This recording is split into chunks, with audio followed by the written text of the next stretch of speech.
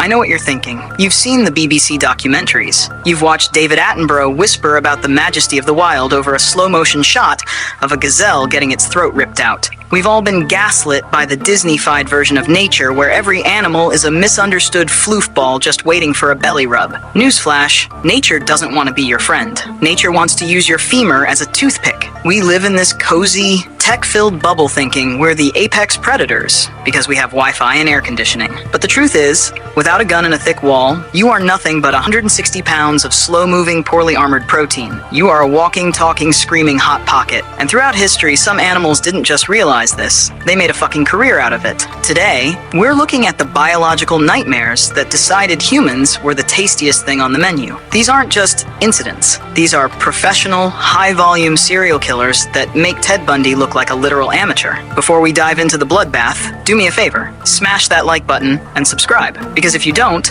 I've heard that Gustave, the 20-foot crocodile owl we're talking about later, subscribes to a very specific find and eat the non-subscribers notification service. Don't risk it. 1. The lions of Njombe, the pride that hated everything. Most man-eaters are lone wolves, or lone lions. They're usually old, sick, or have a toothache that makes biting a buffalo feel like chewing on a Lego brick. But the lions of Njombe in Tanzania were different. They weren't some pathetic, gimpy outcasts. They were a goddamn syndicate. In 1932, an entire pride of lions decided that zebras were so last season and started hunting people.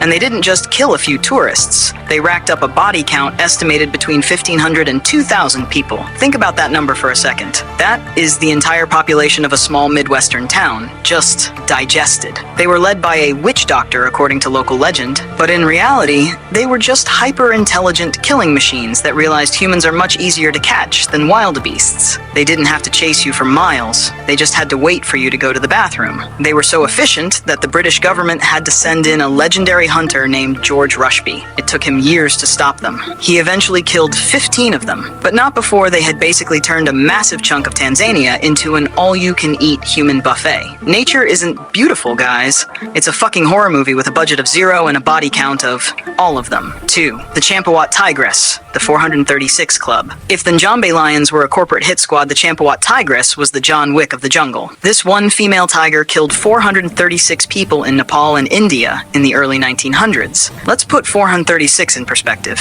That is more kills than most historical wars. She was so effective that she actually forced the Nepalese army to mobilize. The army. They tried to hunt her with a literal battalion, but she just laughed in big cat and slipped across the border into India to continue her spree. She wasn't even eating everyone she killed. She was just incredibly good at it. She eventually met her match in Jim Corbett, the man who would spend his life hunting man-eaters because someone had to be the designated adult in the room. When he finally shot her, he found that her upper and lower canine teeth were broken. She couldn't kill her usual prey, so she pivot-shifted her business model to easily caught bipeds. It's relatable, really. Who hasn't chosen the easier option when the hard one was too much work? She just happened to choose eating the villagers instead of ordering DoorDash. Gustave, the bulletproof dinosaur. Now we move to Burundi, where we meet Gustave. Gustave is a Nile crocodile who is essentially a real-life version of Lake Placid, but without the comedy. He is estimated to be over 20 feet long and weigh more than a ton. The locals say he's killed over 300 people. But here's the kicker. Gustave doesn't always eat them. Sometimes he just kills them for the sport of it. He's like that one guy at the gym who's way too aggressive during a friendly game of pickup basketball,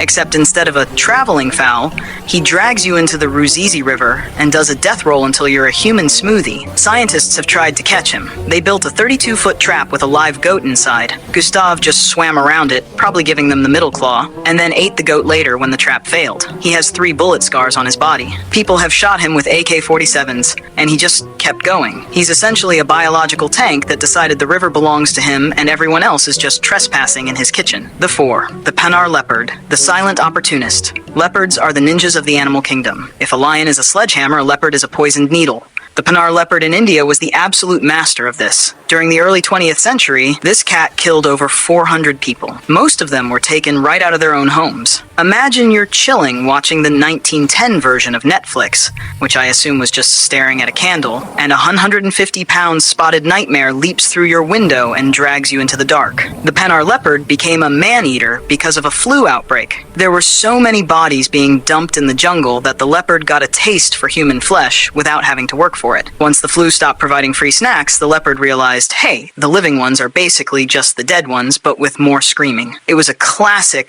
first taste is free marketing strategy that resulted in 400 deaths. Wait! Stop! Before we get to the really weird ones, like the bear that likes to rip faces off, I need you to realize that this information is your only defense against the inevitable animal uprising. Like the video, subscribe to the channel, and comment, "I am not a snack" below. It's basically a digital restraining order against the leopard currently watching you through your webcam. He's not really there, probably. 5. The leopard of Rudraprayag, the professional stalker. Next up is the leopard of Rudraprayag. This guy was a legend. He killed 125 people over 8 years, but what makes him truly terrifying was his intelligence. This leopard didn't just hunt, he followed. Jim Corbett, the legendary hunter I mentioned earlier, was tracking this leopard. One night, Corbett walked home through the mud. The next morning, he went back and saw the leopard's tracks. The leopard had stepped inside Corbett's own footprints, following him all the way to his front door. That is some serial killer fan mail level of creepy. This leopard survived traps, poison, and grenades. Yes, people tried to blow him up with grenades hidden in goat carcasses. He just ate around the spicy parts. He was finally taken down by Corbett after 10 nights of sitting in a tree, but he remains the gold standard for predator with a personal vendetta. Number 6. The sloth bear of Mysore, the face shredder. Don't let the name sloth bear fool you. These things aren't cute, and they definitely aren't slow. They are essentially fuzzy wood chippers with claws that look like steak knives. In 1957, the sloth bear of Mysore went on a rampage in India, killing 12 people and mauling 24 others. But here's why this bear is on the list. It didn't just kill, it had a specific signature. It would go straight for the face. Survivors of the Mysore bear often had their noses, eyes, and cheeks completely ripped off. The bear didn't even eat most of its victims. It just seemed to hate faces. There was a rumor that the bear was actually a male that had kidnapped a village girl and was acting out of romantic jealousy, which is the weirdest gaslighting I've ever heard. No, the bear isn't a monster. He's just a misunderstood boyfriend with boundary issues. No, he was a monster. He was eventually shot, and the world became a slightly less face-rippy place. Number 7. The Beast of Gévaudan, the French mystery. In the 1760s, the French countryside of Gévaudan was terrorized by something. People called it the Beast. It killed over 100 people, mostly women and children. The descriptions were insane. Some said it was a wolf the size of a cow. Others said it was a hyena or a were-lion. It was so bad that King Louis XV, the guy who basically invented being a fancy douchebag, sent his best professional hunters to kill it. They killed a massive wolf, sent it to Versailles, and said, "Mission accomplished, guys. Let's go eat cake." Then the killing started again. The beast wasn't just a wolf. It was a psychological terror. It supposedly stood on its hind legs and laughed at hunters. It was eventually killed by a local man named Jean Chastel, who reportedly used a silver bullet. Whether it was a prehistoric throwback, an escaped exotic pet, or just a very motivated wolf, it proved that 18th century France was a terrible place to go for a stroll. 8. The Savo Lions, the Union Busters. You might know these guys as the Ghost in the Darkness. In 1898, 2 male lions halted the construction of a British railway bridge in Kenya. These weren't your average lions. They were manless, giant, and had a tactical mind that would make a chess grandmaster weep. They killed at least 35 people, though some claims go up to 135. And they didn't just hunt for food. They hunted for fun. They would bypass thorn fences, drag men out of their tents while their roommates watched in horror, and then eat them within earshot of the camp. They were so terrifying that hundreds of workers deserted the project, effectively shutting down the British Empire's infrastructure plans. Imagine being a lion and being so scary that you literally stopped the Industrial Revolution in its tracks. That is some apex energy right there. Eventually, letter call John Patterson killed them both, and their rugs are now in a museum in Chicago, probably still judging you for being made of meat. Number 9. Two-Toed Tom, the Bayou Boogeyman. Finally, we head to the American South, the Alabama-Florida border in the 1920s. Two-Toed Tom was a 14-foot alligator who had lost all but 2 toes on 1 foot to a steel trap. Tom was the final boss of the swamp. He was blamed for killing countless livestock and several humans. But the legendary part? People tried to kill him with dynamite. They literally threw boxes of explosives into the swamp where he lived.